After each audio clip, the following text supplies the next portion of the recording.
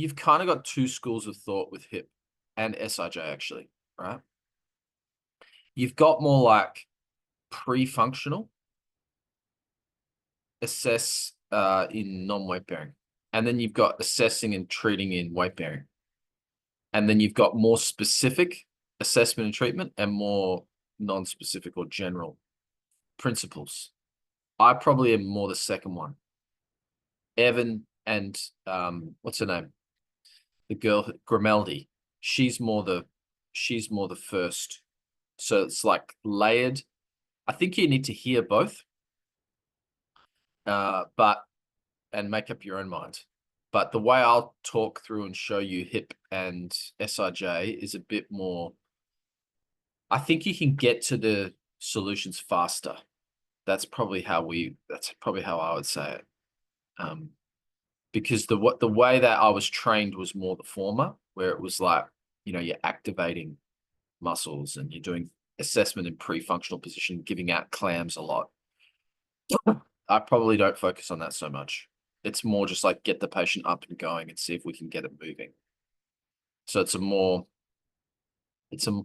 probably a faster way to get the patients to see if what you can do with physio is going to be helpful. Same with SIJ, because some of the SIJ teachers are very reductionistic. It's like super specific how you would assess them with like, e.g. the Stork test, Hungerford method. I don't know if you guys have heard of that. Yeah. Bob. Yeah. So I probably don't ascribe to that so much. I just think it's a bit too complex. So I probably have a more straightforward, I think. Yeah. But you probably should hear the other view. So you can compare them. So we'll go through that. Yeah. Is there anything have you guys got any hip or SIJ patients at the moment? Yeah, got a couple of sort of osteoarthritic capsular ones and sort of SIJ components blurring it. Yeah. We've got a good one that was a so-called sort of that upslip type presentation, but yeah, sort of impingement hip as well. Well, that's yeah, I'll show you some studies that kind of have, like I've trained in both.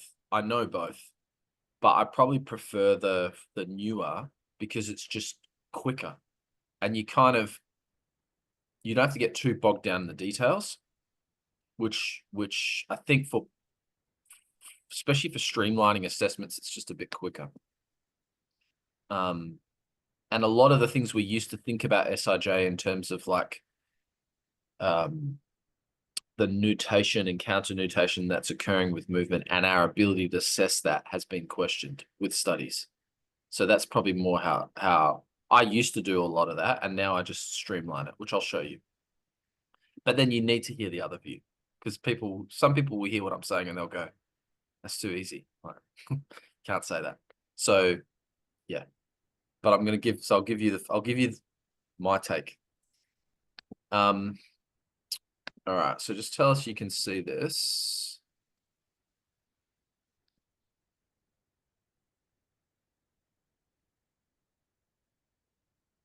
Should come in now. See that? Yeah. So my first boss, he actually, the first time we did a hip PD, he like opened up this anatomy textbook and just started talking about all these different muscles. And his I guess what he was trying to get at is that there's a lot of different potential nociceptive pain drivers across the hip. So if you think of all these potential muscles that are crossing the hip joint and pelvis, you've got musculature that could be impacting on how someone moves and what could be contributing to pain. There's like at least 15 muscles that cross the hip and pelvis. So it's like you can assess them all in isolation, or you can work them more in groups, which I'll show you. But as I see it, yeah, there's the muscles can be a pain generator, basically, across the hip and pelvis. So we'll go through the research, then I'll show you some assessment, and then I'll show you some treatments that you can use for SIJ, and then we'll try to do hip as well. Normally, I might need a bit of extra time to do hip because hip's almost there's a lot to cover with both of them, but SIJ will probably focus on today. So for SIJ first, right? Where is it? What would be, let's answer that number one question first. What do you think is the mechanism of an SIJ injury? Including pregnancy. Pregnancy? Yep. The sort of the upflips, the vertical shear force sort of thing. So like people that missed the bottom step coming down the step. Yeah. Striders hitting the heel hard. Yes. Yeah. Someone landing from a mark in AFL, or like falling onto their buttock would be a classic one. Or someone who's been in a car accident and their foot is stuck on the pedal and then it like pushes back. But that as well, like. What was that one? You sort of like people that get injured like standing, like a step standing sort of position. Yeah. So almost like a lunge position, so you almost get that shear as well. Like. Yes. Yep. So one of the key things out of this talk, right, and it kind of is reflected in the patient's functional tasks, is it tends to be SIJ as a joint is provoked whenever there is ground reaction force transmitting through the femur up into the back. Okay. So there's kind of specific, when you're doing your subjective, there's specific AGs you can ask the patient to help to identify SIJ, even differentiating from hip. Any other mechanisms you'd find? Your not so much mechanism, but your inflammatory pain conditions.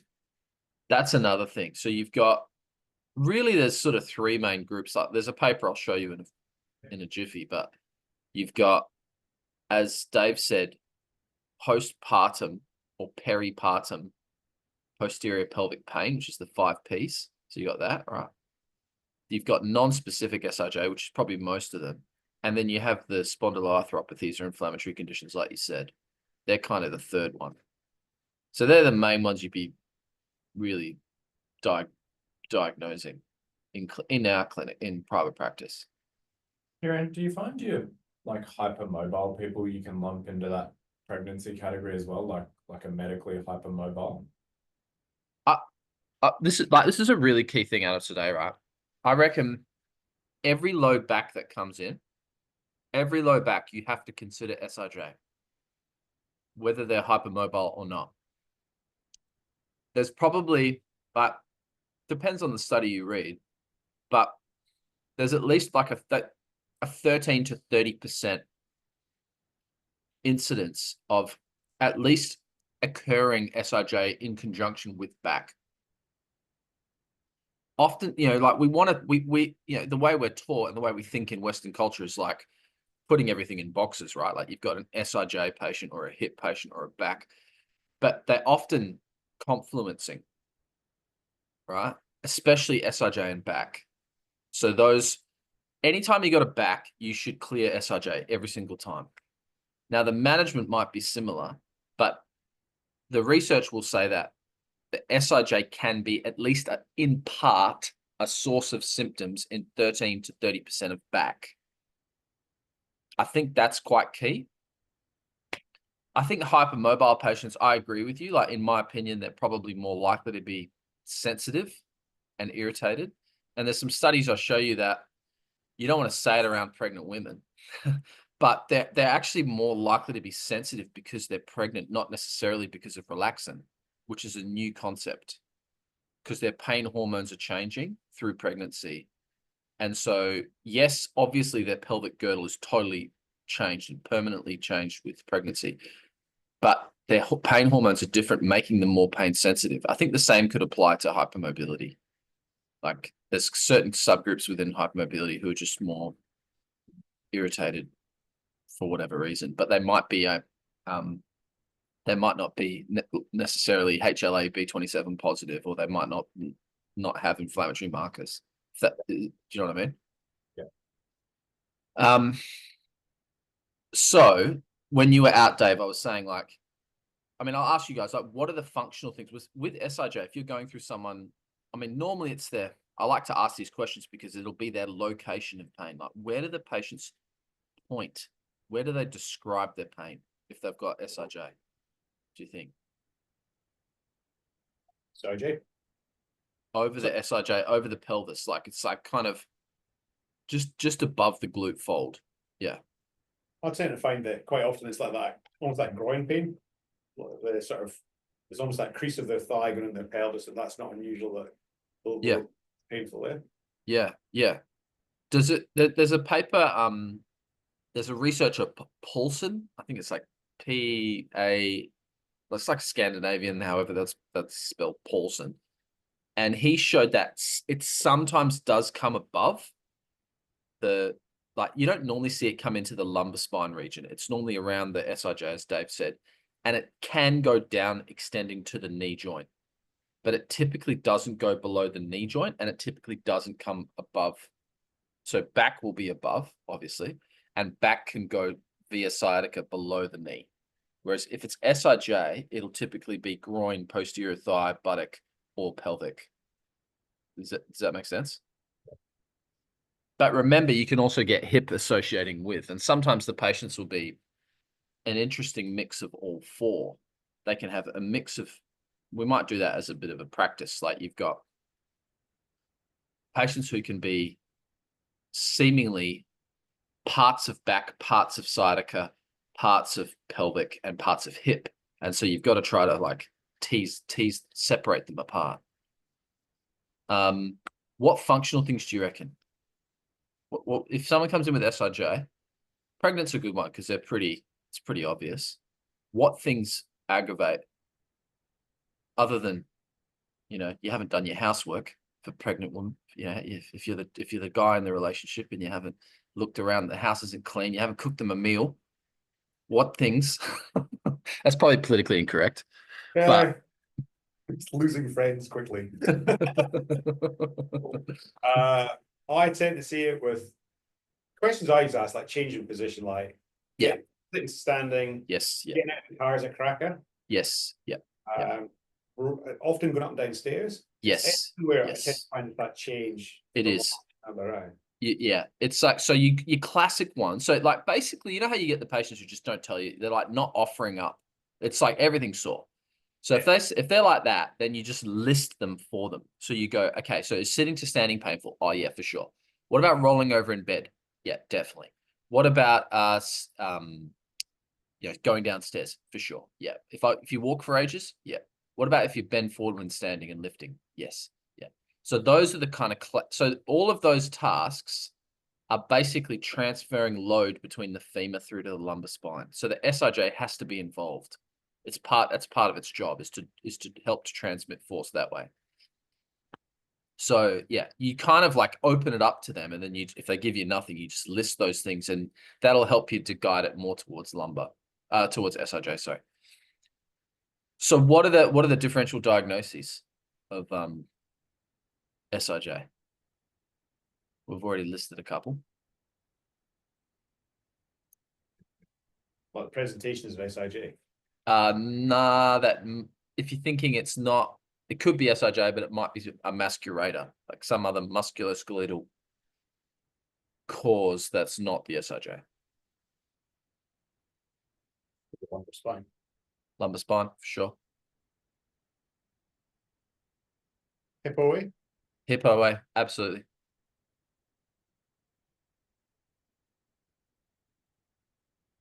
Any others? Yeah, soldier related. Sciatica, Yeah. hernia, maybe. Trochanteric pain syndrome, so like hip bursitis.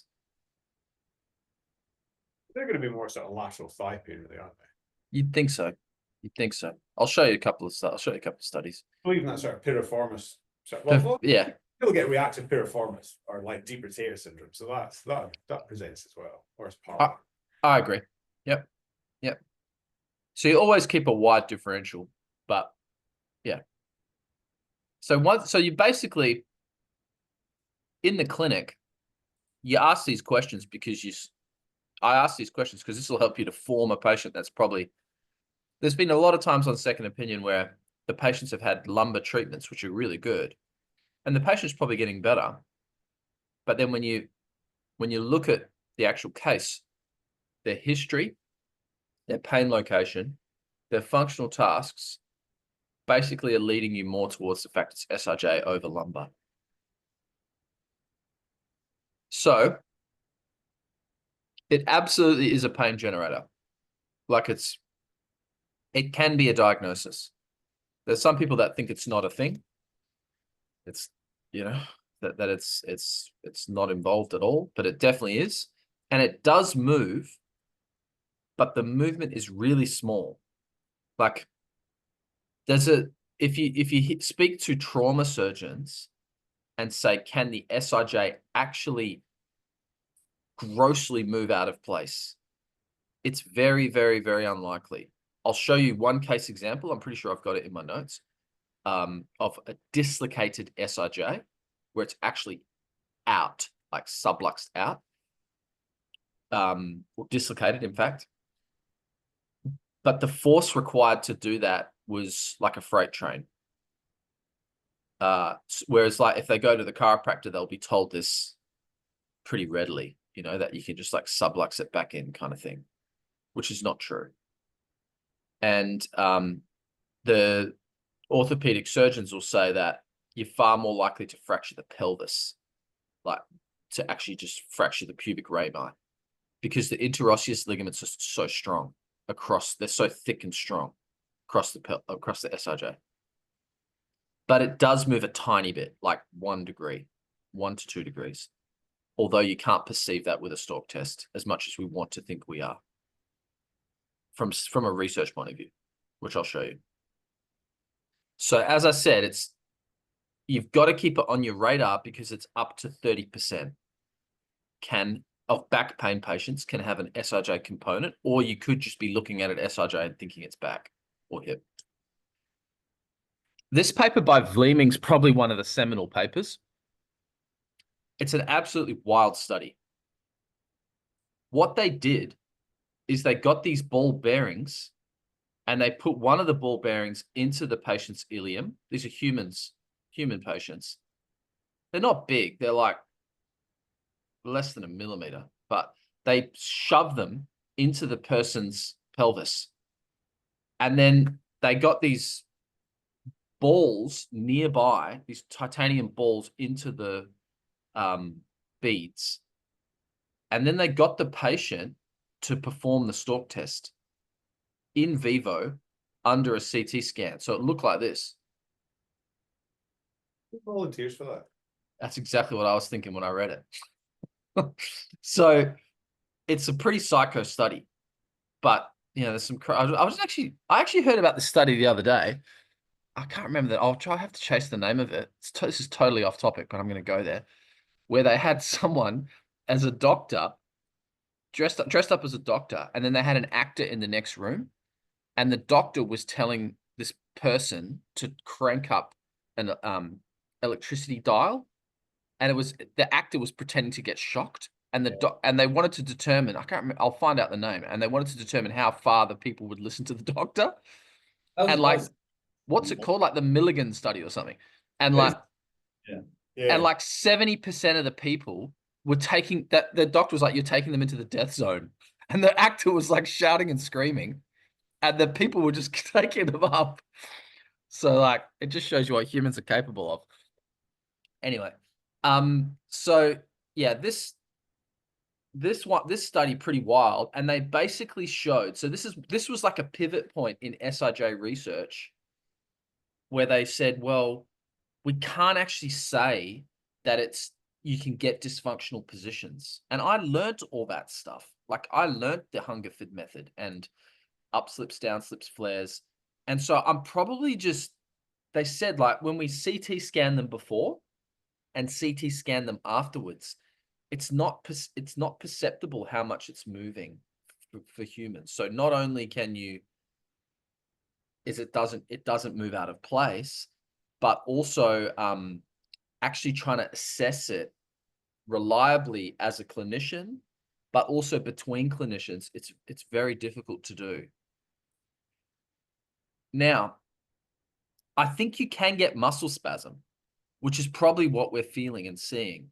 So you can have like the glutes that is gripping probably, and like, especially because, SIJ is frequently going to be ipsilateral. So you're probably feeling like a degree of muscle spasm, and maybe that's changing post-treatment. But actually, is it out? Is probably not. What do you guys think of this? Yeah, because you can, like, you do test them, and you can see these sort of changes in movement. Yeah. What it's what people have told you it was. It's that's you're probably feeling like grip or like spasm. And I think you can change that in session, that degree of spasm. But it's like muscle energy technique, because that is kind of resetting your muscle tone anyway. it is. It's probably more changing. So like, does it really change that much of what we're doing? Not really. It just probably our communication to the patient can change. There's a really good paper by Beals, who's a mentor and friend of mine. He's also a specialist physio here in Perth. And they said that it's like when we'll go into probably a bit of detail about back pain in this year, but when you talk to patients, it's how you can, same with this pelvic pain or with SIJ, it's what you say to them that really matters. So if we say, because a lot of the patients in the Beals study were like, oh, they told me my pelvis was out, and so you sort of have to de-threaten. You give them a de-threatened communication style, and just saying, look, we can calm these symptoms down and we can get you moving normally, and then your pelvis will become less sensitive. Is probably more what I say now. Like I used to tell the patients, yeah, it's probably like shifted up, like because that's just what I was taught. So then I've read this, and then I've seen it work different in patients now. So I just go, well, we're going to calm your symptoms down around this area, and then we're going to build it up functionally. And most patients are pretty happy with that. Unless some patients, if they've seen a therapist who's extremely detailed on the Hungerford method, the patients can get a bit fixated on that, and then they're just wanting you to continually put their pelvis back in. Do you know what I'm trying to say? And I think that's the problem. That's where that can become a bit of a runaway train with patients. What do you guys think of that? That's fair. Yeah. Yeah. If all I can say is I've done both, and this probably gets the patients de-threatened, and then you just can get them on board. Like I still use the Sorolla belts. I don't know if you have them. Yeah. Very good. I use them. I'll show you some taping strategies that I do. There's some manual therapy we can do, but it's the same stuff. Calm it down, build it up. So you calm their symptoms down, and then you load them up. But then the communication, I'll try and pull this. Just remind me, Dave, I'll send you this really good study where they say it's how we're communicating their pelvic irritability. That's key. Yeah. So yeah, this paper really changed the game for me. Like it made me just think, well, what I say to them about their pelvic joint, if it's involved, is vital.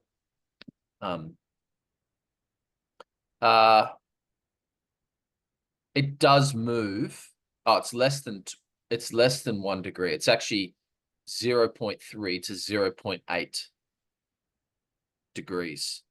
And that was Mark Laslett who came out and said that. So it's probably not a positional fault per se. Now, when we do a crack, because I've been trained I'm a manual therapist. I've done a master's of manual therapy. And when they actually look at the high velocity thrust of the pelvis, it's probably more that you're manipulating the lumbar spine, as opposed to the pelvic joint from a research point of view. So when they do these studies, it doesn't alter the actual position again. But the patients can still have pain relief because you've given them relief through that descending inhibition. And so if they can basically they can have positive SIJ tests for pain, you do the pelvic / lumbar manipulation, then their pelvic test can become negative, but that hasn't changed the pelvic position, if that makes sense. It's just calmed it down. It's reduced that muscle spasm. This is super interesting. So do you want me to read this out, or can you guys read that?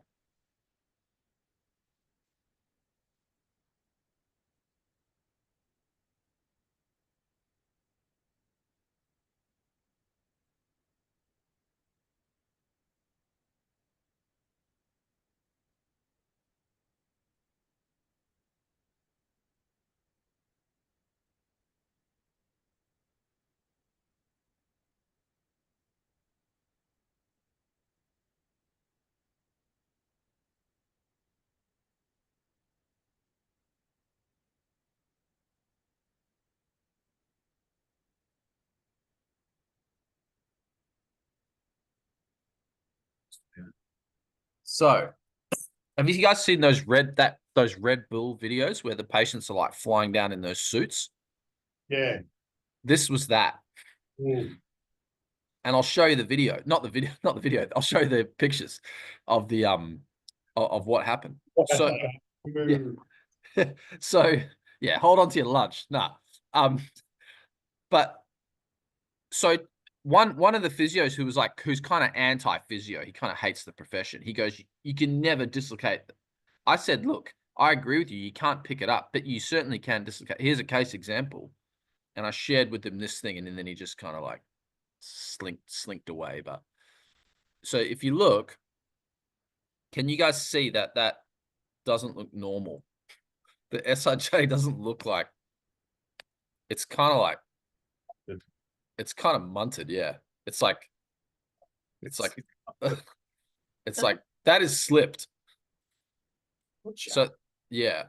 So that's a pretty stuffed.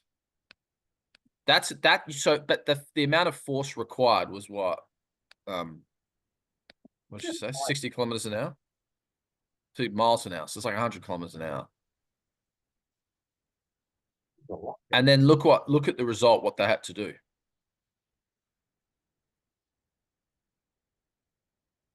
So you can't chiro that back in place. You know what I mean? Like, yeah, these are the sort of people that need surgery. So she's obviously got then a lumbar fusion, a pelvic fusion, and a SIJ fusion here. So she's got all of it. Pretty wild. I have actually seen a patient with a fractured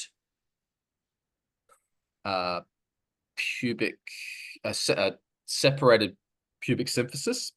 He was a horse rider in the police here in Perth, and the horse like bucked, and it shoved him forward into the little mound bit on the front of the seat, and it separated and fractured, and then he had it orifed like this one here, but he had persistent SIJ problems. And then we used some of the techniques I'm going to show you today we did with him to calm his symptoms down. And yeah, but it was like a 18-month recovery. So this is the study here, the Paulson study, that shows it's less about, it's just not relaxant, because we used to think it's all pelvic position, right? For the pregnant patients or the post-pregnant patients, that's what's causing their pain. But I think it's obviously physical is a part of it, but there's a pathophysiological underpinning that's hormone related and making these pregnant patients more pain sensitive. And there's also a psychological component to it. So they're more stressed, depressed, anxious, but they're also more, their pain pressure thresholds are reduced, and they've got basically more central sensitivity. As I said, you got to be careful about going to, you still want to help out around the home when they're pregnant, but it is a part of it. Now let's do this one. So do you guys do this active straight leg raise test? Yeah. Okay, so show me how you guys do it. and I'll Where's the? Use the way, yeah. Patient. You can be patient, yeah. The way I do it. It's quite simple, just in that. I just ask the patient, just, can you lift your leg up, touch my hand, hold it, and then pop it down, and compare it left and right. And I just ask if there's a difference, not even if it's pain, like, because sometimes it's like, it could just be heavier, it's effort, it's something different about it. Okay, so that's pretty good. But based on the Paulson study, you can be a little bit more. This is one of the ones I'm a little bit more anal on, right? And I'm not really that. I'm really all about, honestly, if you watch me in clinic, I just cut corners all the time. But, and I like to teach cutting corners because it just makes things more efficient. But you try to give them, you ask them, can you give me a score between zero being light as a feather and 5 being dead weight? And then the other thing you're watching for is gross Valsalva or breath holding splinting or abdominal splinting. Because they can, quite typically with SIJ and pelvic, they'll over recruit. So they like hyper recruit their abs and pelvic floor combined. So a lot of the strategies that I'll use is actually the reverse. So I like either provide them external support or get them to not brace, get them to not like, it's called a hypertonic pelvic floor. Like it's like they tend to over recruit. So it's like they're overdoing the TA and rectus. So, right, let's do it.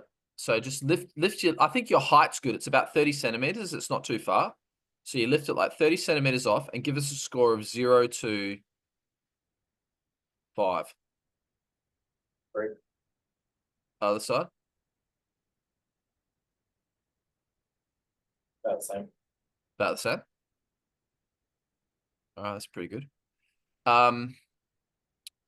Now, does anyone get SIJ pain or? Nah. No, Whole head shaking here. Hey? Whole head shaking here. Okay. All right. So if the patient does, what would you then do, Dave? So I usually, for me, if Yep. it's symptomatic on the left side, Yeah. I'll usually then try ASIS compression. Yeah. SIJ. That doesn't PSIS. If that doesn't change it, then I might try a combination. Or then the other one is you can just try like arm adduction, like pulling in, so you're almost like getting that posterior sling bracing. Okay, that's different. You can just change it and make it easier, right? That's different.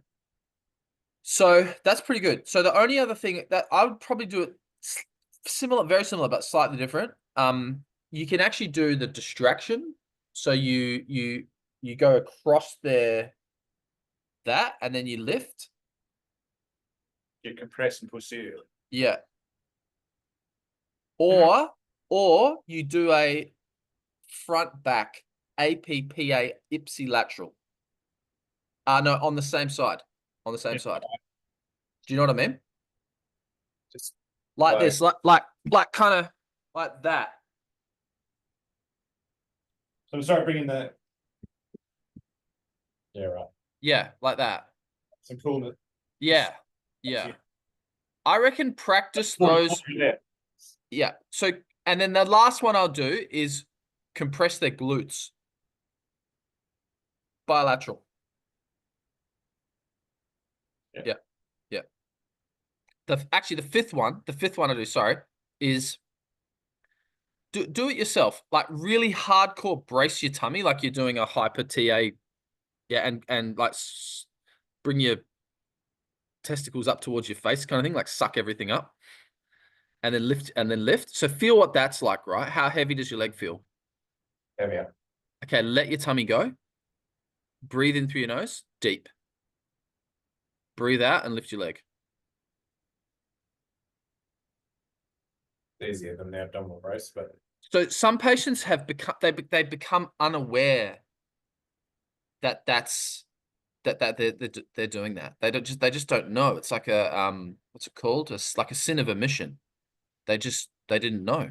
And so you have to draw their in the Darren Beals did a study in 2007, it's a while ago now, but they showed that basically which way you compress doesn't seem to matter, but either it's basically the patients are actively over recruiting or they need some kind of passive support, whether it's like compression distraction, holding it from the side, using their arm, anything will calm their pelvic floor and abdominals down. So you basically got to like, their tendency is going to be to over recruit most, and you see that a lot with people in pain. They just like they hold their body rigid. Does everyone want to have a little practice of that? So like practice as being the patient lifting it up and then try those different strategies, whether it be compressing, distracting, ipsilateral compression, and then also the relaxation versus like hypertense. Yeah, correct. I reckon give it a go. Yeah. Gotta look down.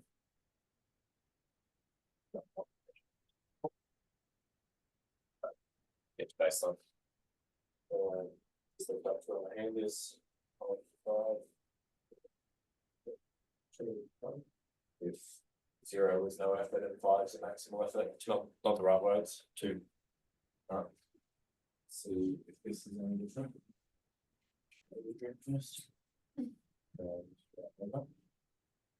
So do you still reckon with like SIJ, if you go back to Hungerford stuff, Yeah. right? So if you look at like anterior rotation, posterior rotation, arm slips, Yeah. their patterns are still relevant, but it's more like a muscle spasm pattern. I reckon, man. Yeah. And like I gave part of this course last week in Hobart. Yeah. And there was this one physio that got completely triggered. She couldn't deal. Like she just, I think, or I'm not saying that we have to abandon the hunger for, it's exactly like you're saying, like they're probably still there, but it's just how we're interpreting it's different. Do you know what I mean? Yeah, I think a lot of things is they found things that work and then just apply descriptive biomechanics to it. Yeah, pretty much. Pretty much. Or something. Yeah. You do. Oh, Dave, can you go grab a one of your Sorolla belts, or can someone go grab one of the belts? Yeah.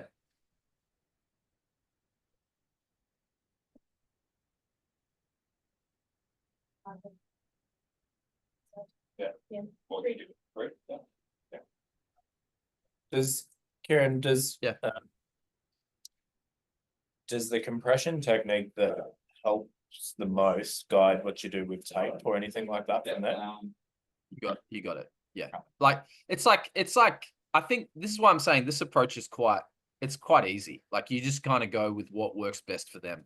Like you don't have to be too concerned about the direction, but then like I'll show you when we do the taping, if you do like a stronger AP to PA, it might work better for them at that moment. But generally the studies will show that whether you do gliding at the front or gliding at the back, as long as the patient's pain is reduced and their functions improved, it doesn't really matter. Yeah. Cool.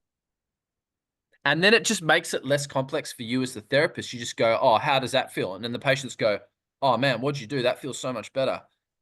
It helps, I think, with the rapport and buy-in, you know? Could you describe the APPA for us a bit more? Yeah, okay, I'll show you. So like if you, Sophie, if you just like stand to the side of him, her, sorry. Sorry, it was dark. It was dark. Yeah, side on. So you basically you put one hand on the front like that, and then one hand at the back. So you're doing that. One's doing AP on the ASIS. One's doing a PA basically on the ipsilateral same, PSIS and ilium. You can have your hand that way, or you can have your right hand the other way. So your fingers are, yeah. So you can go like that, or you can turn your hand around like you had. That's fine. And then I would normally just do equal and opposite force.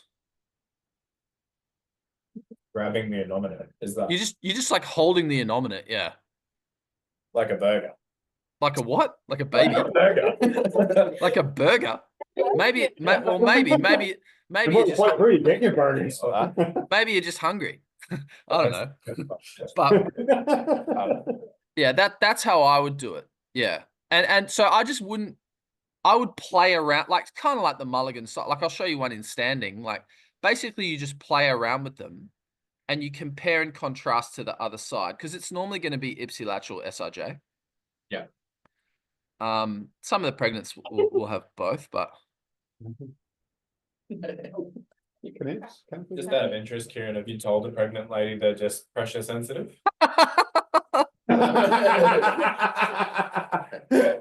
well, if I looked at my wife wrong when she was pregnant, she'd just vomit because she had like what's it called, hyper something or other, and she like would be nausea, vomiting, reflux. So I was in the bad books, whatever I did. So It doesn't sound like childbirth's actually that bad. It's just hormones.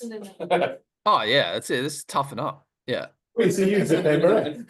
One of my patients was holding his wife's hand when she was in second stage of labor, and she actually fractured his hands.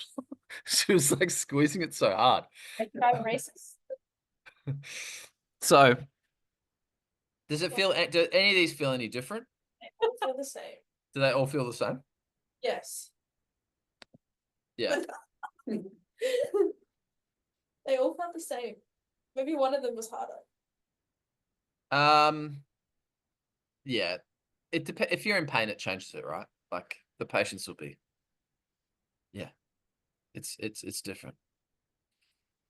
So, I think that's quite a good pre-functional test.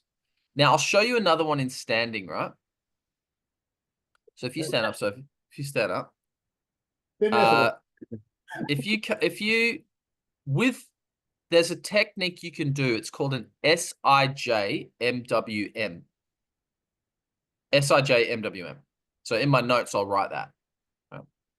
It's basically doing a compression of the SIJ in standing to much like the one we just did, the active straight leg raise, to see if you can augment the person's symptoms, right? So can someone just come stand to the side? You can pretty much do exactly what we just did in standing. So just come face her right side and just turn a little bit to your left there.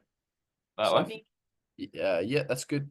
Now, let's say you lean backwards. It's painful in your right SIJ. Oh, that's all. Now, what mobs could you try, do you reckon, in this position of the SIJ to potentially change the pain of the patient? Like compression? Yeah. So you can do a bilateral compression. Yeah. Like that. Okay. You could do a ipsilateral. So the one we just showed you. So like front and back to front. Back from there? Yep. And then, so what the patients typically say when I get them to do this is they'll go, oh, that feels so supported. It'll basically just get rid of the pain. And you're wanting a drastic change, like probably 2 points on at least 1 to 2 points on a scale of 10. Okay. You can use some of the Hungerford principles and you could try changing the angle. So if you put your hands where they were, you could direct one hand more superior, one hand more inferior, and then just do the same glide and then move. And then go above, like change the angles. So it's like, yeah, you could do this sort of stuff. So this is kind of classic mulligan style where you'll just, in the moment, you'll just change and see if they get an improvement. You could also do front compression if you wanted to. So like ASI, bilateral ASISs. Yeah. So you did it more from the back, but you could do it more from Like just stand in front and compress. Yeah, like just put them on there. Just like you're doing lateral glides, basically. Yeah, that's it. Yeah. And relax your fingers over her hips. That's it. Right. Yeah. And then she leans back. I normally find in my clinical experience, it's more extension that's limited but again, it's probably more their lumbar spine that's compensatory and it's the SIJ that's sensitive as opposed to the SIJ actually truly limiting movement. Can everyone have a go at those? So I think this is probably the best one because you immediately change the patient's pain. On the white. Oh, put it on there. Saves. Oh, I got left side of pain. Do me.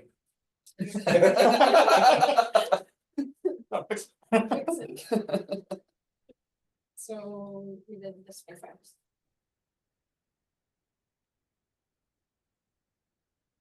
Definitely my back. Does it feel any different or not? No. Maybe that felt easier.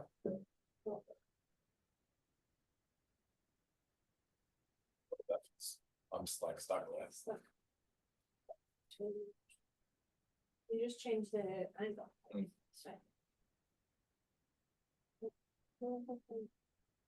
Does it feel easier for you when you're leaning back?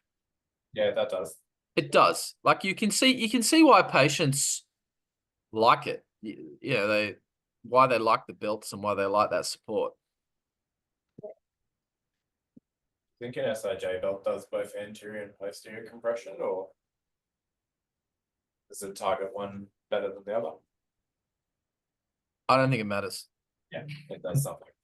Yeah, I actually don't think like it's kind of like if we're being very strict from a research point of view, the direction of the glides probably don't matter that much. Now, I'm telling you, as someone who's done like a 2-day SIJ Mulligan course where we learnt like the specific glides for the sacrum versus the ilium, even coccyx, like we learned all of them. It was quite detailed, but it's probably not so important. Like it's more just, can you change their pain or not? The belt's really sensory, isn't it? I think so. Yeah. I think it's like you're just kind of hacking their system. Yeah. Yeah. And prove me wrong. Like try it on patients yourself and see what you find. Because it can't be that. I mean, I like them. Like sometimes you get people the belt, and it's great. The belt's good. Yeah. I'm like, what better? But yeah, you're right. It can't. Sure, it can't compress that structure. It can't. It when you think about it, you're like, yeah, that makes sense. Like it's too intertwined and it just doesn't move enough for us to do anything that dramatic structurally. But I think it probably does make the patients. So if I was to sum it up, Dave, I reckon you're calming the patient, like you're psychologically helping them because you're just giving them pain relief. They feel like it. You're supporting them and you're showing them their pain's changeable. And it probably changes muscle activation. Yeah. Yeah. But like in my experience, just be aware of a few different ones you can do like this. Now have a light. Now let's lie on the bed, right? And do your leg. What was yours? It was just lift your legs, right? On the bed. So give that a go.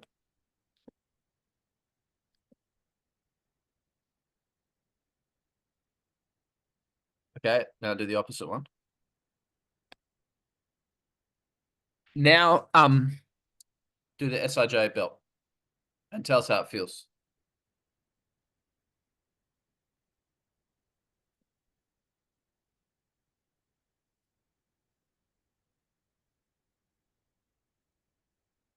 And we'll get everyone, because you can see what it's like from a patient's perspective. I still give these out like hotcakes. I find the patients really enjoy these, even for back. And if you have a back, so basically what I'm telling you is from now on, if you've got a back pain patient, I would try these. Yeah. And just see. What does it feel like to you? Yeah, it's easier. It is easier, eh? So then can you, is that one got the additional straps at the sides? Yes, yeah. Yeah, pull it super tight. So I just find that the therapists, if they have done them, don't do them super tight. It's got to be like every hour you basically get the patient to redo it. Is it better? I think I had it tight to start, but yeah. All right. No worries. All right, someone else give it a go. But yeah, to me now, like especially on second opinion, like I'm doing this stuff dozens of times. I've seen patients who've been told they had lumbar spine pathology and it was evidently their SIJ. Conversely, that do you think sometimes you're 85% better patient, especially your extension based one. Yeah. It's like you've gotten to that point. Yeah. You back and start hunting around that SIJ and start tidying that up as well. Yeah. Things like you've got some sort of sacral issue or I think so, man. Yeah.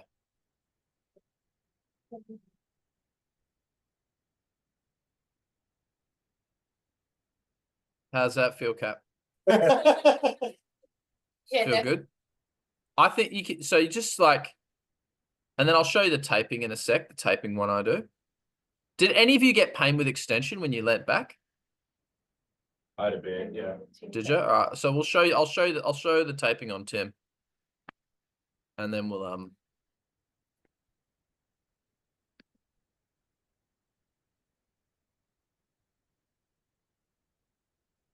did it feel different to you at all, Kat, or not really? Yeah, it did. It was definitely on the right.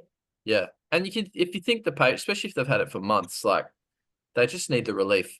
We have a bit of a phrase here in Perth. We say braces are for broken people. I don't really like the braces long term, like for like months and months on end. But I'll have some patients that I'll use 6 to 8 weeks the brace symptomatically. They might use it 24 hours a day, or you know, particularly at night or something. But just yeah, I'm okay with them using it for a few months. but why not? It makes them feel better and they move more. Absolutely. What's the Yeah. big problem? I have no problem with it. I think it's actually really good. I think we should use these more. I've had actually heaps of compo patients with long-term back that we've just whipped out the brace and it basically just gets rid of their pain. I think that sort of brace thing's coming back from that sort of late 90s sort of thing, just like braces, it's bad, it's going to create Yeah. like everybody that wore a brace is going to become chronic pain. No, I don't think they do. Yeah, Well, they do. I mean, that was the kind of thinking back then. It was like, it was. Yeah. you do that, get my crutch now, there'll be chronic pain patient before you know it. You're like, Well, this is the issue. Yeah, like I studied 25 years ago, and this is what they were teaching us, and so we just like we didn't know any different, so we just did what they told us, and then. But I've found in clinic the patients absolutely love the bracing. It's like a game changer. Yeah, I think it's probably the best game. There's a couple of European guidelines that do suggest bracing as like a first line treatment. Yeah, but it's all just a short term hack. yeah. So with Dave, with Tim, sorry, just come stand in front of the camera. And then if you just face side on and then lean back, you get pain, stiffness. Yeah, a bit more on the left and like subtle pain, but more of a stiff feeling. Where is it? Okay. Can you take the belt off? And then maybe can we get some Fixamol and rigid?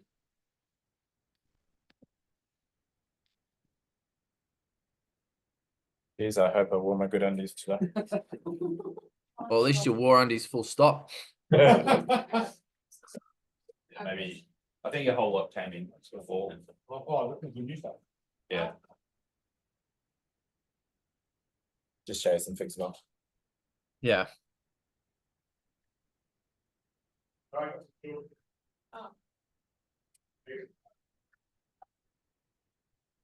See this?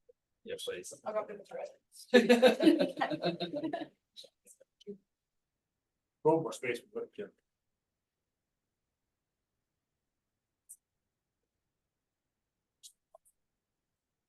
All right, we're good. All right. Pull the pants down like just below the ASIS.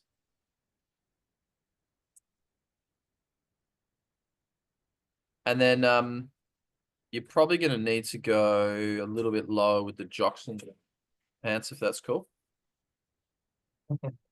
Sorry, mate. Get to know your colleagues.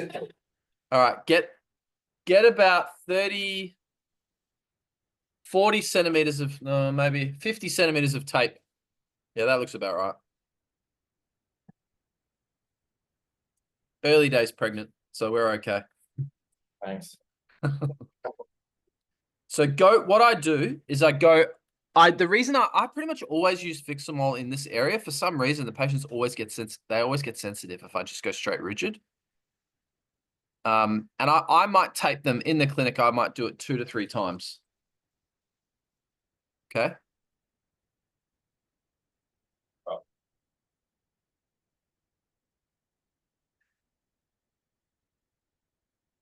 and go front left ASIS to back right PSIS. So you kind of go around the back.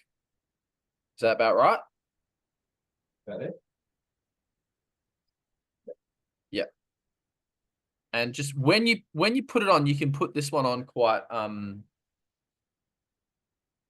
quite loose, like just flat against the skin. But when we do the rigid, we'll go super hard.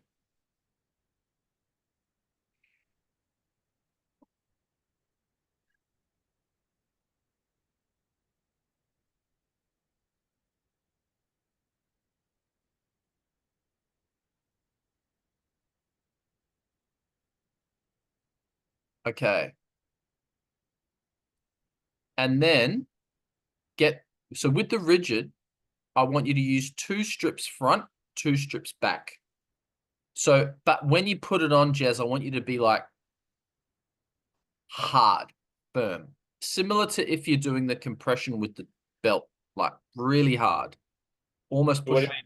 almost, That. well, you go like this. You go front to back twice, and then back All right. to front twice with the same pressure. Yeah. So you're basically doing equal and opposite. Yeah.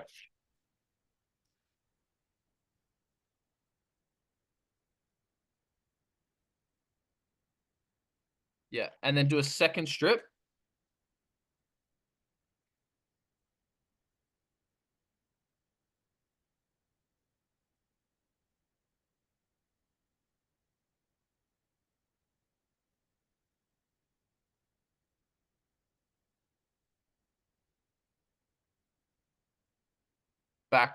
Back to and then do 2 back to front.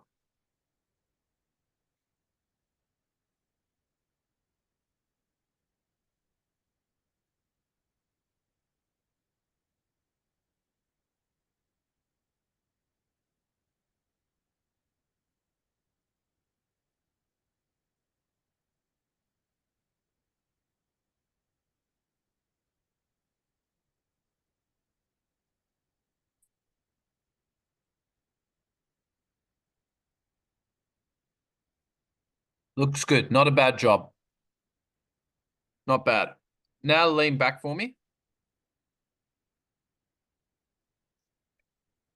Honestly, any different? Yeah, it feels easier. I like how the belt did. It feels like similar to the belt, right? Can everyone just practice that on each other? Just do it once. So you do the fix-em-all, and then you do the rigid twice, front to back to front. Give that a go. And actually, with you, Tim, can you chuck the belt on, see if it feels any different? On top of it. On top of it, yeah. So I have some patients where I'll do treatment, taping, belt, all 3.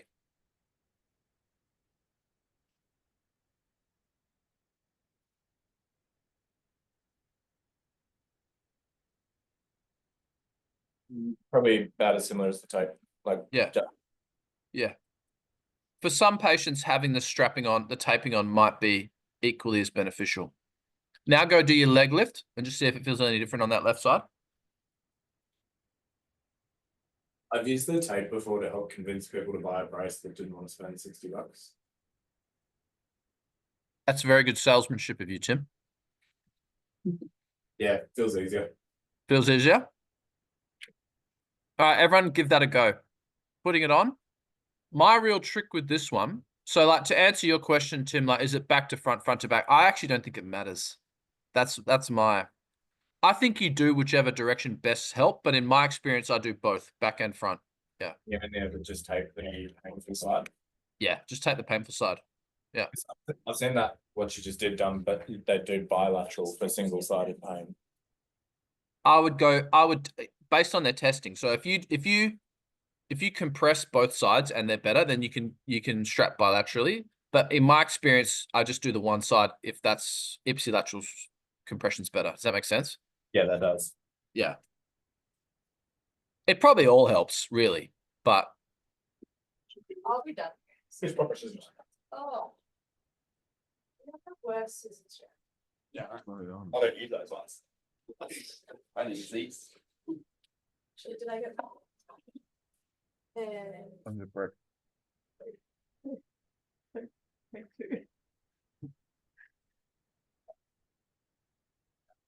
Good, good timing. I decided, yes. Roll rigid as well. Even do that. Even do some combined lumber extension as well, and just tell us how it feels. So see if you can find one side that's stiffer leaning back. Alright. We'll go left. Slightly different. Sure. I won't make that in the camera board. That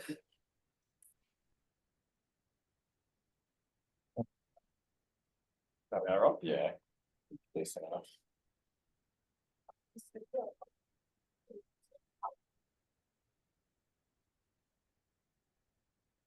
Are you generally taping these people standing, Kieran? I would take them in standing. Yeah.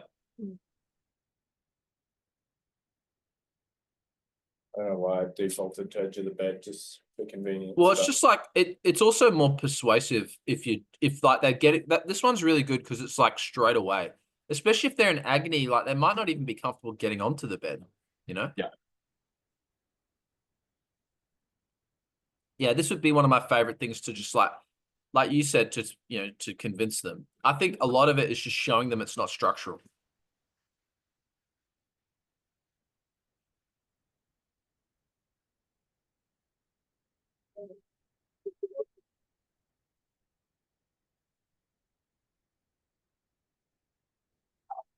Yeah, do you fix them all the ends to lock off?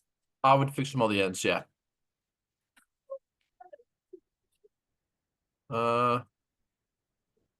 Here's the paper.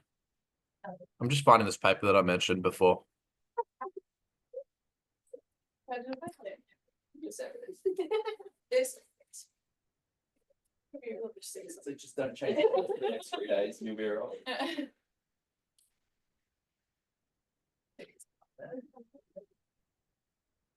To be honest. That is not nice, right?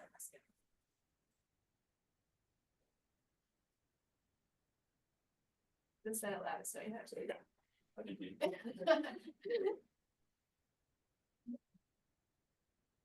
How's it feel? Slightly better. It wasn't much of an issue to begin with. Nah, try the leg lift. Really, yeah.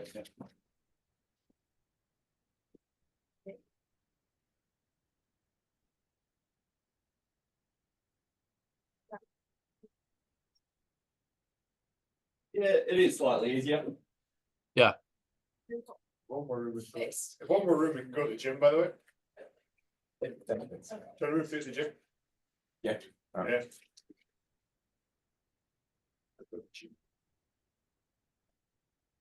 I'll send you I'm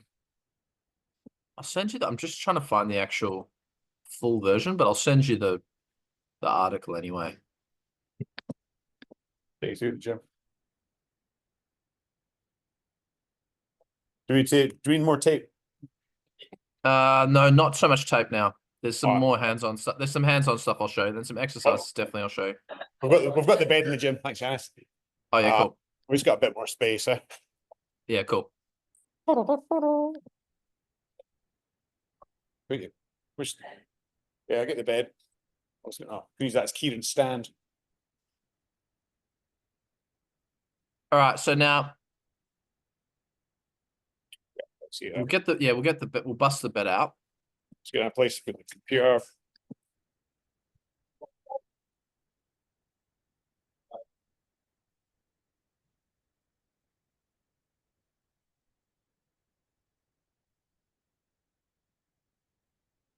You guys want a break? Or are you good to keep going? I'll keep cracking on, eh? Yeah. Yeah.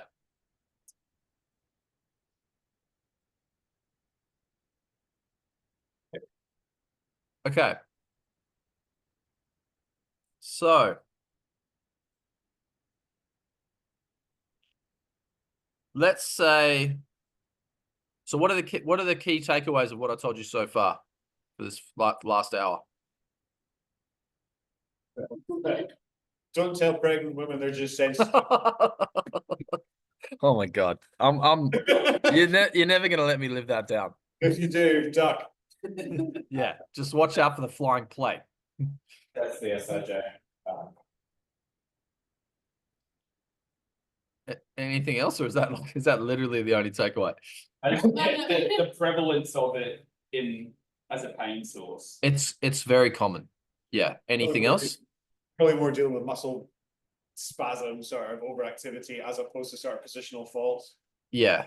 Yeah. And like, are we going to tell the patients to come back to put their pelvis back in? No, we probably weren't doing that anyway. But if they've been told that, it's probably iatrogenically harmful. Yeah, I think the benefits of those tests and showing that you can change. Yeah, that's how I like. If you watch me in clinic, and I'm look, you guys can do however you want, but I'm telling you, if you do that with the SIJ patients, you'll get them on board much faster. Like you'll just go, they feel the pain, it's now gone, and they'll go, "What have you done?" And you could tell them you're putting your pelvis back in to come back twice a week for the rest of their life, or you can just say, I'm going to calm it down, so we can then grade you back to more functional exercise. But there's a couple of additional tests you can do. Now, do you guys use the Laslet cluster there? I think so. Okay. Thanks. Do you want me to show you? Yeah, just go through it. Yeah. Okay. So, Jez, perhaps if you lie down on the bed. Get yourself off. Just keep your clothes on, mate. For this episode only. So, Mark Laslet's a New Zealand physiotherapist who invented a cluster of tests that, for a while, had increased sensitivity and specificity for diagnosing SIJ as a potential source of the symptoms. Okay. There was 5 tests, which I'll show you now. In his model, you needed 3 of the 5 tests to be positive, okay? So if you slide a bit closer to me, Jez. The first one was the Gaslin's test. So if someone just wants to stand to the left, Dave, you can do it. Pick your right knee up towards your chest there, Dave, Jez, and get him to hold it. And then you drop the opposite leg off the bed. You push that thigh down, push that thigh, push the left thigh up, and you push the right thigh down. Left thigh down, sorry. Right thigh up, left thigh down.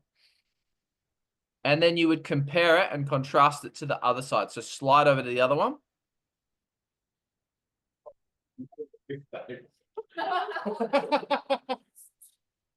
Trousers have gone. He's got a bit of R2 on the pants there. Yeah. Okay. So you'd need it at least one of those to be positive. You test both sides. If one was positive, then it's a positive test. Okay. Then you would have your legs out straight. The second test would be compression of the pelvis, bilateral.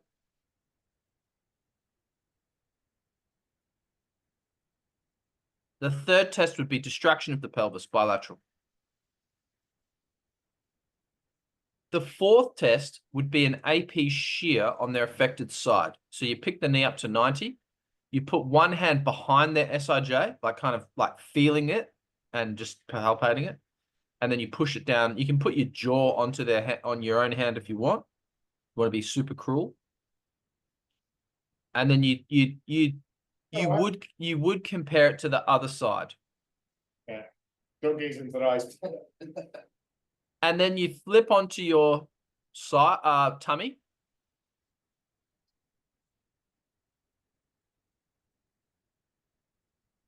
Put both your hands like you're going to do CPR on his sacrum. And you push down hard. If 3 of those 5 tests were positive, we used to consider that the patient at least had in part an SIJ complaint. Happy with that?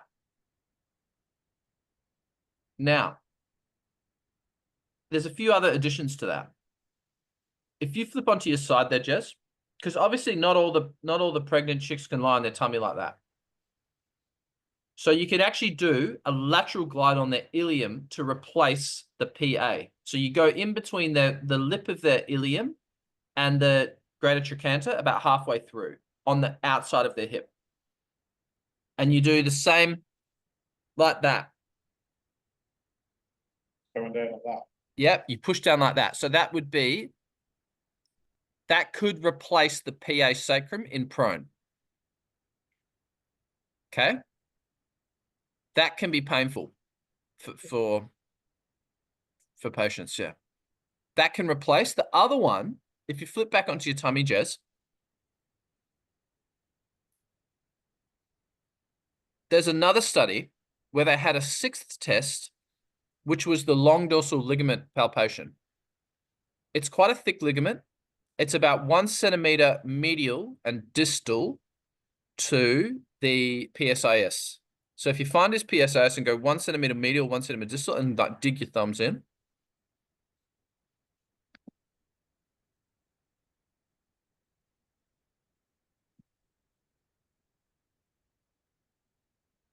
And then you compare it to the other side. He's a bit twitchy. Not us. Is he? When you're releasing the good news, Jess? Yeah. He's said. That's all he is. He's sensitive. So, everyone practice those if you can. Just give them a go. And you get like, you can still use these as a bit of a test for pain provocation. So these were the SIJ pain provocation tests. He's the one always struck me as being a bit. You really want to pick your target in that one, yeah? Sideways. I think you got to pick your target. Yeah. There's a few others I'll show you that I do in clinic as treatments. Yeah.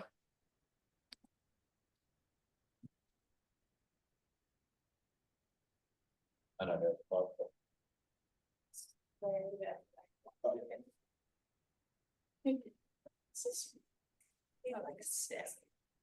Is this one I'm going? So you sort of go like this, Sophie, and then you put your other hand over the top. Yeah. Like you're doing a mob, like you're doing a PA mob. And yeah. So with a pregnant patient, you're compressing the ilium, so it should be painful in the same way. You're gonna have nerve at the back.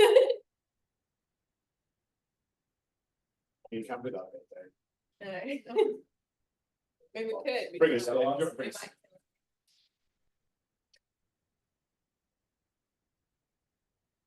Does the speed matter with the sacral? Yeah, it gets referred to as sacral thrust. The one in this one? Yeah, No. just got to be still. Just firm and purposeful.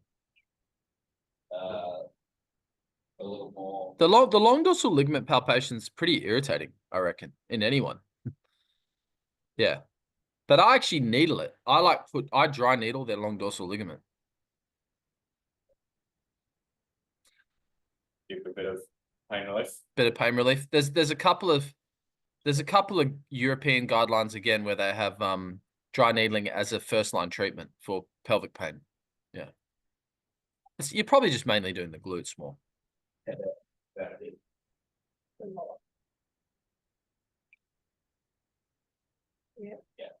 Okay. Is that a yes? Yeah.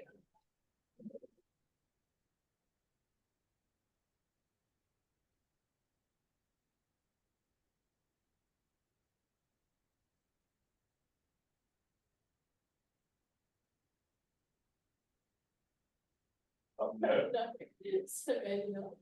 That's probably it. Yeah. And then you roll it to your side. It will come out. Do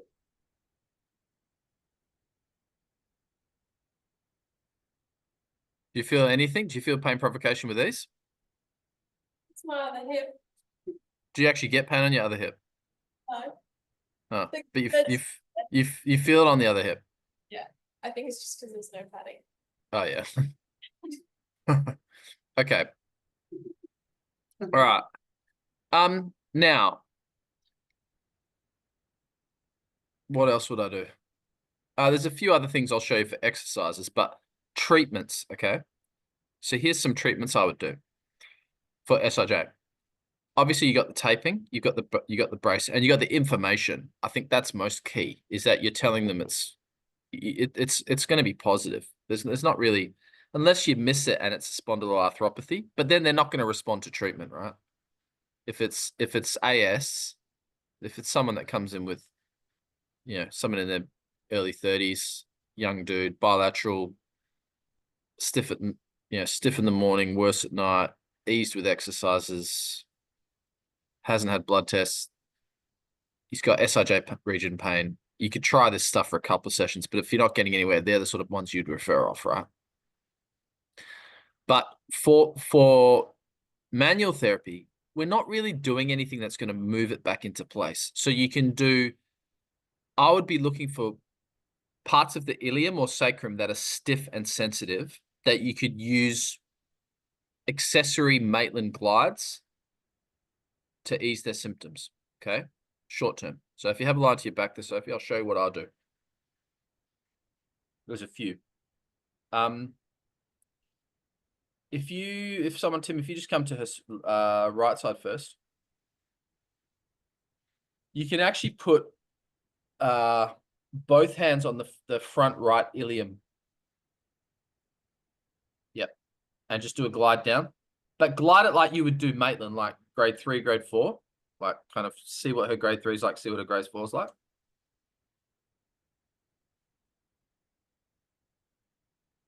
And then compare, come around and do the other side, see if it's any different.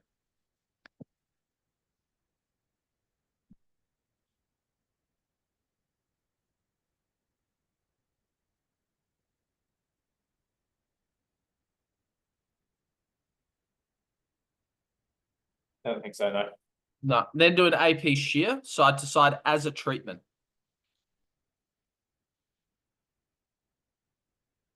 So I'll do these. If these are painful, straight away, I will do it I'll do like 30 seconds of it and see if it backs off.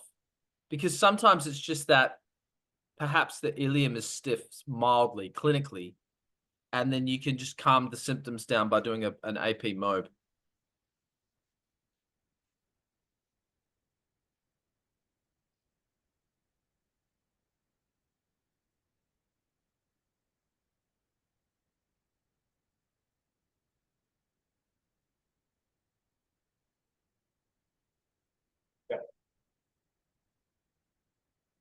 Then you can do a hip distraction. So I would go more at her thigh. So I'd hold her thigh, face the other way, and I'll pull.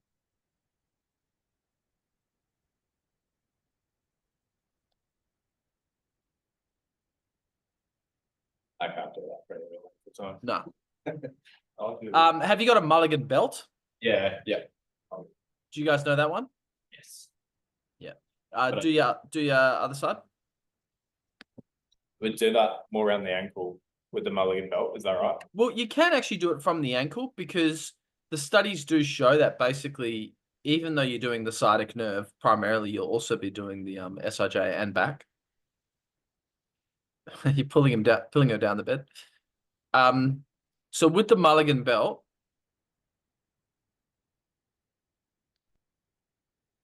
Shuffle up. Yeah.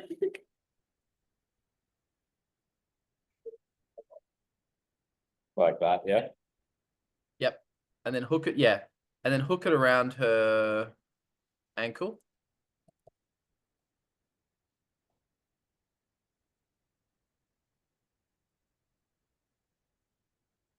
Where do you feel that? Yeah. Nowhere. Nowhere. So I do this as a sustained traction like you're doing. And compare it to the other side.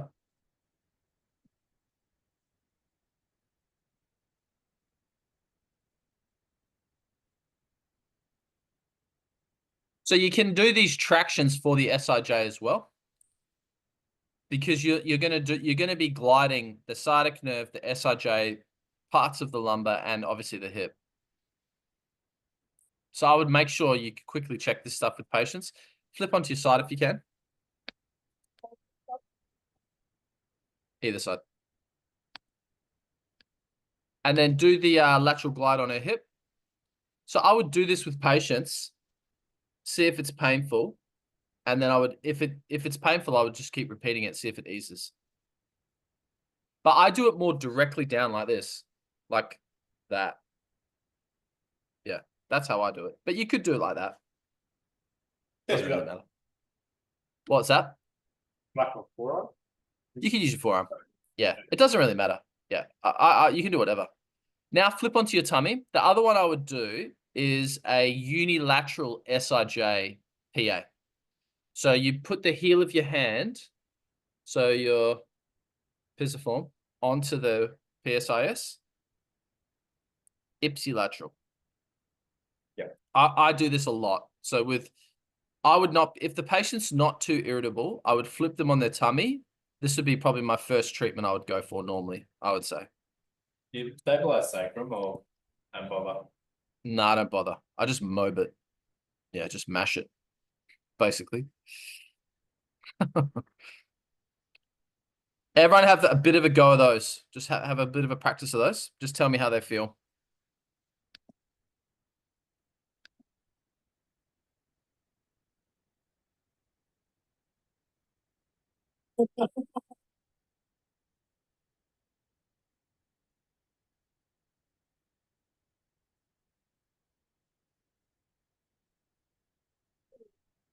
I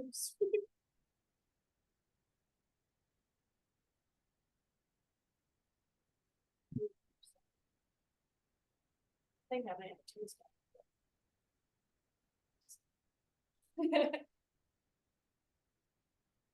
Particularly if you bring on the person's pain, I would use that as an area of accessory mobilization.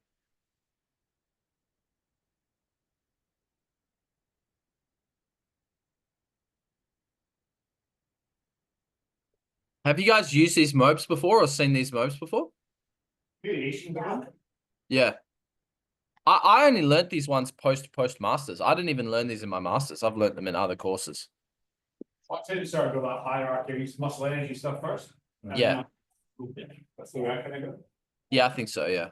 Yeah. I think as long as you can change their symptoms in session, you'll probably get some buy-in. This one is like, if you don't know what to do with someone with SIJ, this is like a pretty this traction is pretty safe. I have had one pregnant. The only thing with that belt is I'd normally have it around your forearms, wider. Yeah, that's better.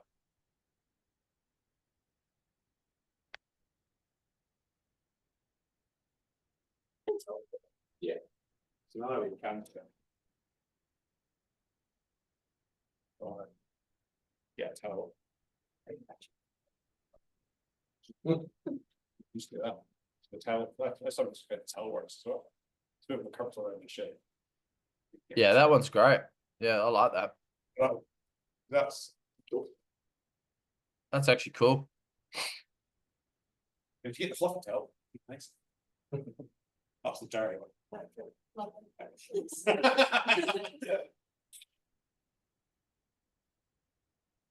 Just like voice game then. Is it strong? Yeah. You have a bit. Yes. All right. So, any questions about those? Comments about those?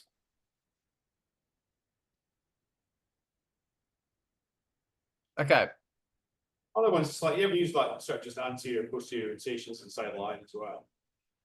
You can. So that's the thing, is you can get like when I did my Mulligan SIJ course, they were giving us all sorts of different glides and different positions to doing them in. Yeah, I'm totally down with those. Yeah, I think they're good. Now, if we're going to give exercises for someone with SIJ, how's it going to look? What are we going to do? I tend to work the principle of we're going to do any core stuff. I get them bilateral stance first, or any stuff, and then get them to offset and then go single leg, just bring them into that. It's tend to find that shearing force in that single leg is their worst, most provocative. And I do have a tendency to just, probably from a muscle strengthening point of view, go along more anterior core, so whether it's transabdominal, like you start bracing abdominals, that's the sort of principles I would follow. That's very similar to what I do. We probably dichotomize it, right? And this from an exercise point of view, this is a very key thing I think to leave with you guys. I would ask yourself when you, because it's most of the time it's going to be ipsilateral, right? Ask yourself, is the person, do they have increased force closure or reduced force closure? Are they putting too much pressure and weight through it or not enough? Okay. So Sophie, if you've got right SIJ problems and you're going to stand up from that bed, how would you stand up, do you think? What could be the two ways you would do that? Yeah. You either veer off from it or you hyper splint it. So split like guard. Oh, like, Yeah, like you're like, no. so let's maybe, can you go from a lower height? Like, can you sit at a lower height? Okay. So let's pretend you've got a really, really sore SIJ on the right. How are you going to get up if you're hyper splinting, hyper bracing it in a lot of pain on the right? feel like on there. Yeah. Yeah. Like that. And if you're neglecting it and it's weak, how would you get up? You'll veer off to the side, right? So this is probably my favorite number one first exercise to give. Sit down. Relax your hands by your sides. I want you to stand up using your legs, but I want you to not tense your core. So breathe in through your nose. Breathe out. Lean forward. Lean forward all the way. Stand up Stand up from a lent position. from there. Yep. And now sit back down, bending your knees. Breathe out. Do it again. Is that breathing out or in as I went up? Breathe out as you go up. Breathe out as you come down. Now breathe in and breathe out as you sit down. Relax your hands fully. Again.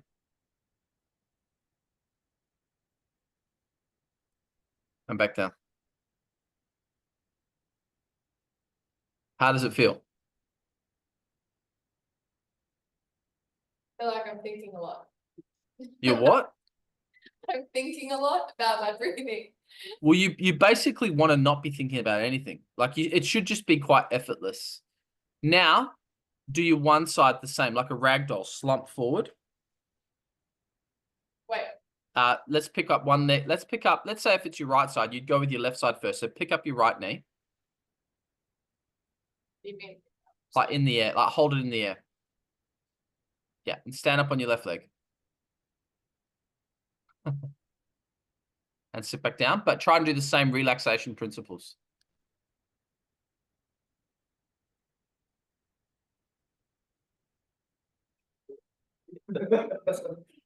Okay, and now do your right side.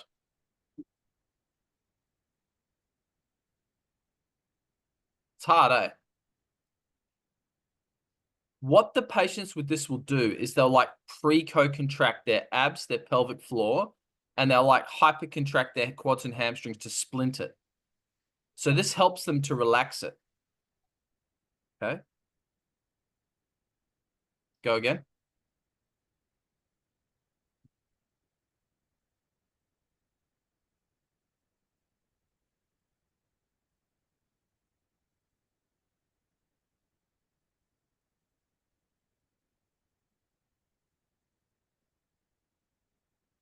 Excellent. Now, I'll show you another one, which I actually give them. Get back up onto the bed.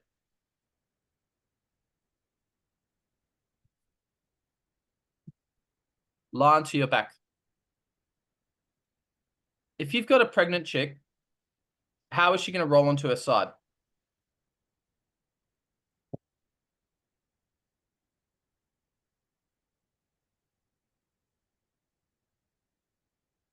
No, but just completely roll together. Yeah. They tend to roll again, braced, Yeah. rigid. So they roll like that, like they're hoiking themselves over.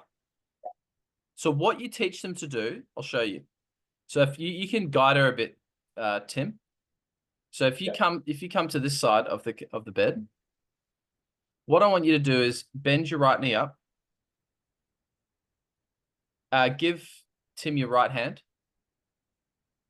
Look over to the left. So turn your head over to the left. Breathe in through your nose, Sophie. Breathe out and roll your leg over with your shoulders and hips at the same time. Okay, go back. Now try and do it relaxed yourself without Tim. So reach over yourself, like with your hand, like reach over. And then roll. It's a bit hard on these skinny beds, but I'll teach them to roll relaxed at home. Because when they tend to roll, they roll like hyper stiff, like they're bracing and protecting it. Look, and then they reach as they roll. So they reach over and then it basically, momentum should take them over and they don't have to use their core to hyper brace over. Does that make sense? So go back. Euro. It is a bit of neuro. It is like neuro. So look over first. Now, as you reach over, your shoulder girdle should basically pull the rest of the body over. Yeah. So what they end up doing with pain is they like splint. They'll like go like to roll over, whereas you don't want them doing that. And then eventually you'll get them going from the low sit to stand and stuff like that, similar to what we did with ACL. So you can get them to practice like stalk changes and marches and these kind of things. But rolling, sit to standing, and single leg sit to stand, they're probably my 3 key physical tests. And then you're wanting to see if they're hyper splinting and breath holding with those motions. Now, you can also give them some self MWM. So everyone stand up. Put one foot onto a small stool if you've got one nearby. Put your hands, AP and PA, onto your, like Dave's doing.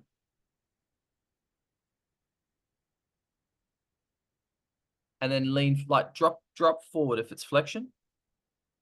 So put your left hand onto the back of your sacrum there, Sophie, like put it at the back. I don't step, but yes. Yeah, and then just like bend both knees and lean forward. And come back up. Keep repeating it.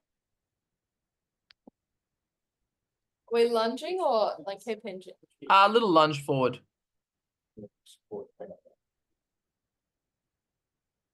Is it on the bent leg or the straight leg? Technically, you can do it on either, but I normally go on this. I'd normally go on the straight. Yeah.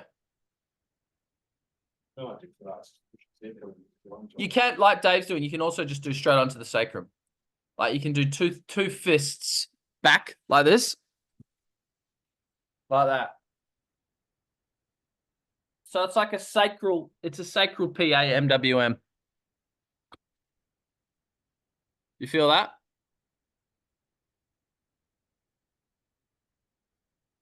So I would give, these would be the sort of things I'd give patients for home.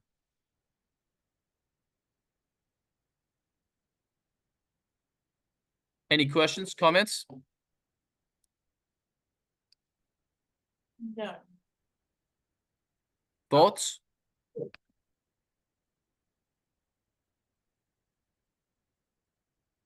Let's do a case study. All right, you can all sit down.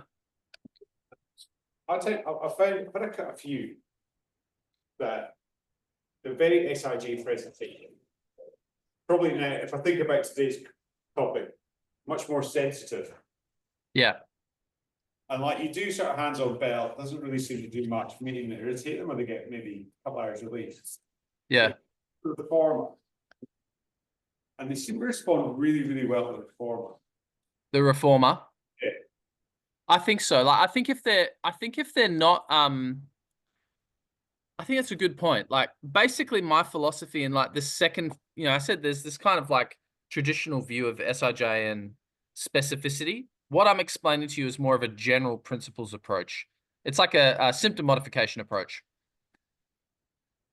If this functional stuff doesn't work, like you try to go to function, you try to get them changing in standing and weight bearing because it's more persuasive. If it doesn't and they're just too sore, I fully agree with you. You should regress them to supine or crook lying. Yeah. Because it just deloads it, right? And they can still do a lot of the same exercises.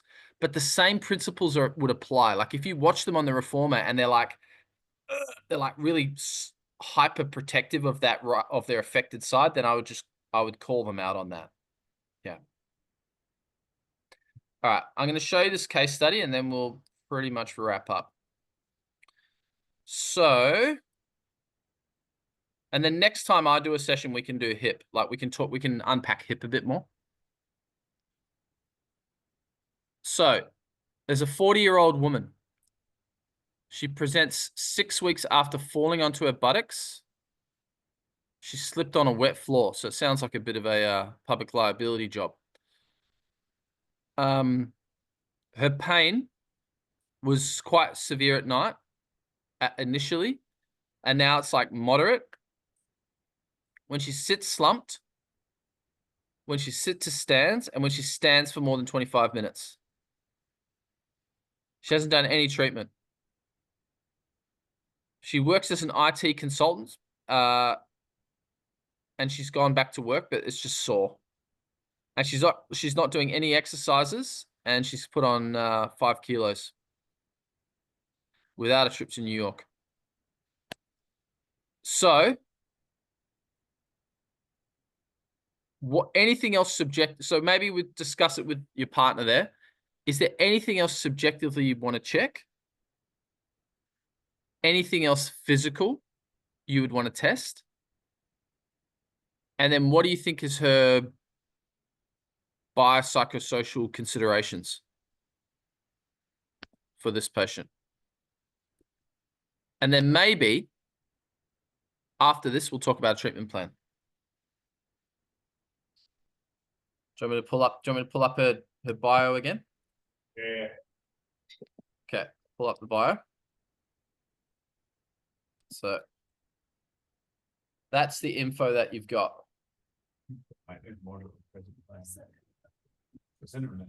First mention 6.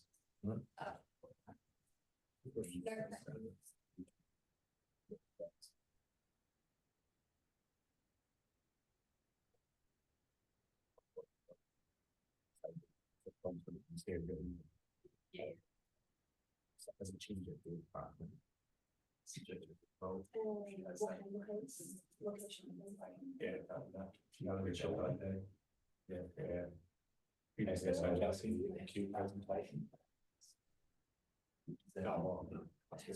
what we give it. Yeah. Anything else in actually on the first 48 hours? Any scans? Yeah. Many scans in. It's trauma. She involved in investigation.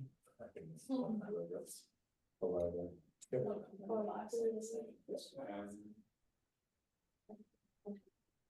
Why she stopped going exercise? Oh, stopped her exercise.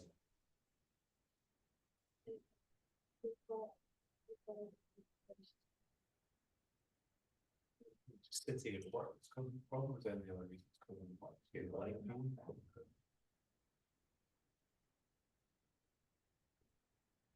First question, that's subjective. So she's found what objective things to say.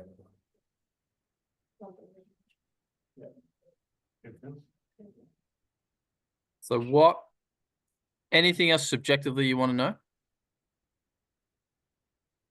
there any other things that aggravate her? Like, what's she like getting in and out of the car, getting up downstairs? Cars sore, rolling over in bed's also sore. Is her gait pattern changed at all? Not so much. Not so much. It's a bit like when she walks on that side, it's sore.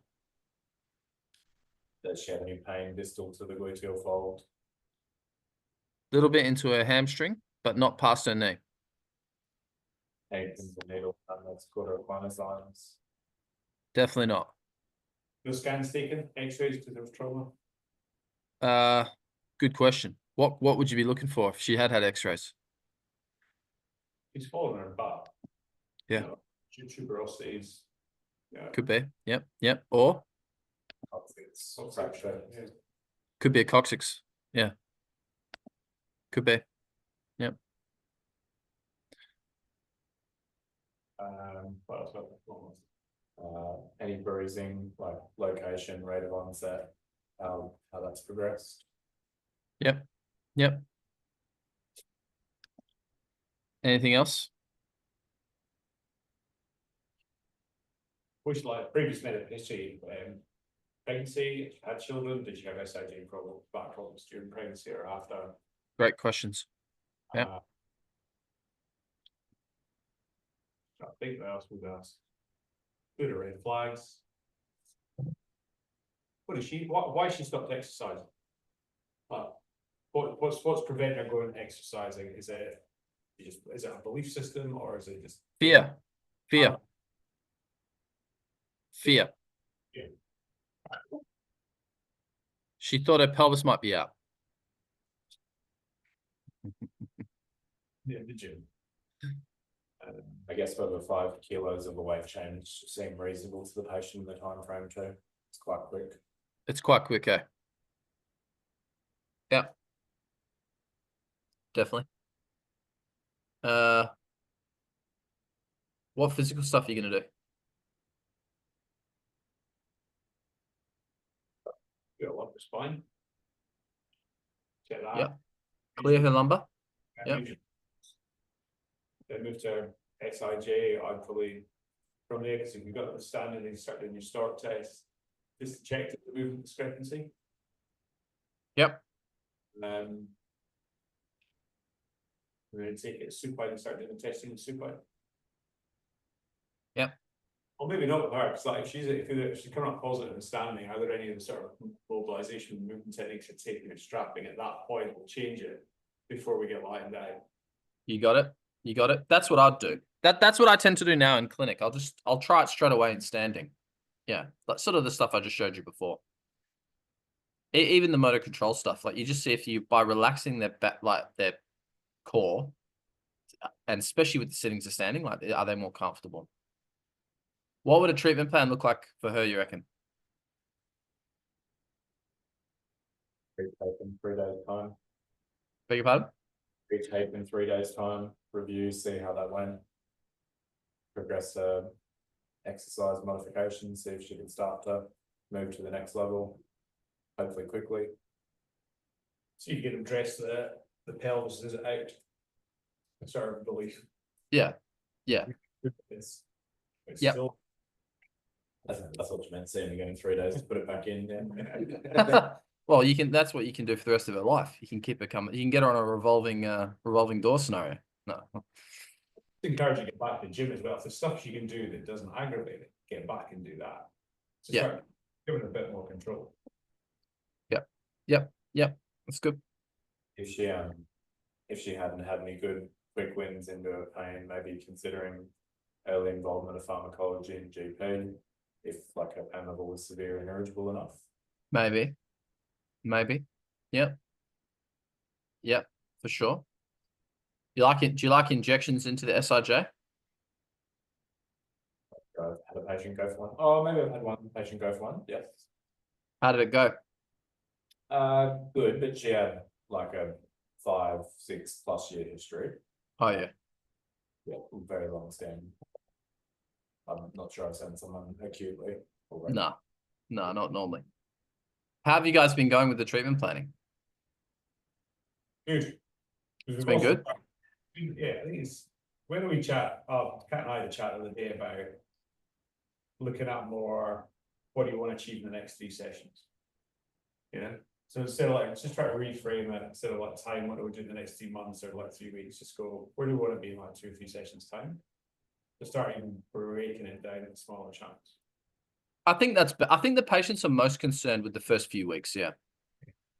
When they first come in. We've also just started AI notes, so the chance now is that only will we start writing the treatment plans, but we can start sending the treatment plans to them directly as well. I think that's heaps better. Yeah, a few clinics have been talking to me about that, and I think it's a great idea.